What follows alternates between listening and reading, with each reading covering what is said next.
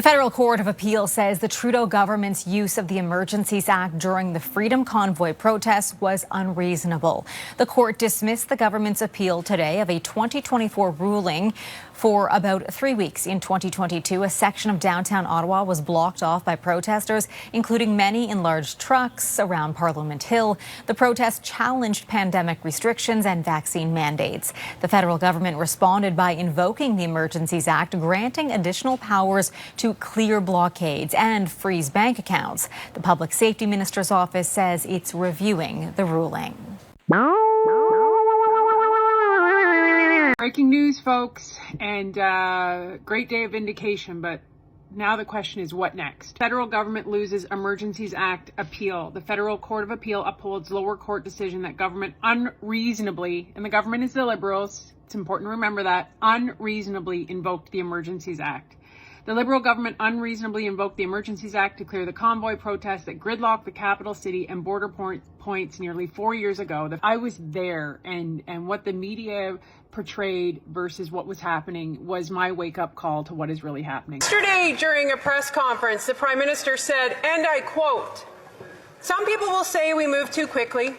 Other people will say, no, we should have acted weeks ago. The reality is this. The Emergencies Act is not something to take lightly. It is not the first thing you turn to, nor the second, nor the third.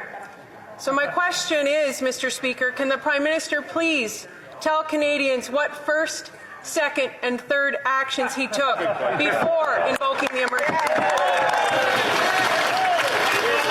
Actually very glad to see that the Conservatives have once again changed their position on something important, whereas first they supported these blockades, and now that they recognize that this is a largely foreign-funded, targeted, and coordinating attack on Canadian critical infrastructure, they flip-flop. Good for them. We're all getting used to it.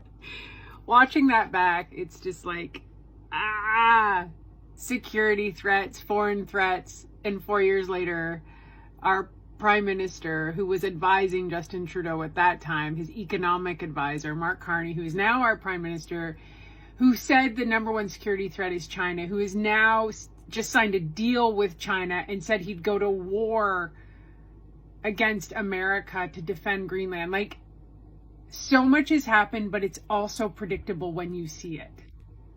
So I need you to hear this story, because this is what changed my heart, my mind, my perception. So the Emergencies Act was invoked, right? Illegally, as we now know, and we knew it at the time. But then something else happened. So they brought in everybody, tormented, traumatized all these people, and the streets were cleared.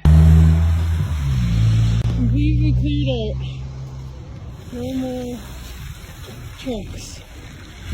None. And this was a moment for me that changed how I see everything in politics and how I see the Liberals.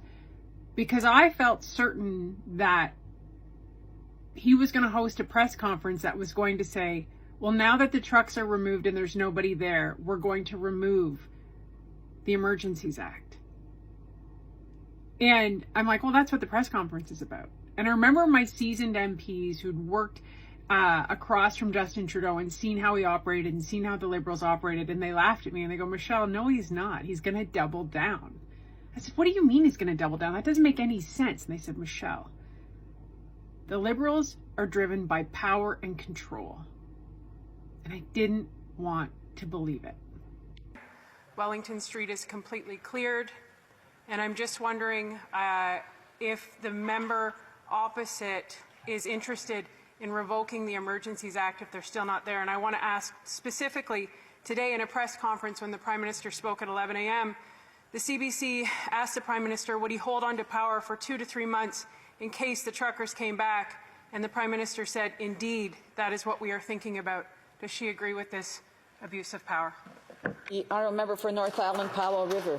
Well, Madam Speaker, I think the committee that oversees this needs to be set up immediately. I believe there needs to be a public inquiry in so many ways. We have to look at what happened when the people arrived, how the RCMP react, or the police, I'm from BC and I have RCMP in my community, but how the police reacted and what was appropriate. I think there's a lot of work that needs to be done. And I will say very clearly to this member, if this government oversteps in any way the key things that we have identified that need to be addressed, we will definitely revoke it. 20 members have to do that work, and I think all of us have to hold them accountable, and not only the parliamentarians in this chamber, but all Canadians, and I will be a part of that. Thank you.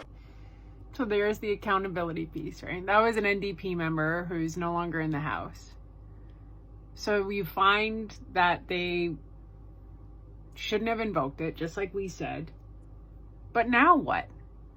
Now what happens, right? Like, what is the accountability? If you want to heal a country, if you want to heal, like, the Liberal government froze people's bank accounts for coming and standing up for their democratic right to say, we want to go to work. We want to go visit our families in the hospital. We want to go see each other. And they never once went outside and talked to them. Never. Like, and then Marco Mendicino lied. Like, they lied and they lied and they lied. And you have to recognize this, folks. Like, you have to recognize this pattern, because they're doing it again. And they'll keep doing it, because when somebody shows you who they are, believe them. So today's ruling by the Federal Court of Appeal is great. It's good. It's vindication and it's justice. But what's going to happen? What will actually happen? And also, it should have never happened. It should have never escalated to this level, where Canadians were so hurt and divided that they drove thousands of miles, spent thousands of dollars to be heard, and not one Liberal went out and spoke to them. Not one. They went and they invoked the strictest measures possible. The War Measures Act. That is who they are.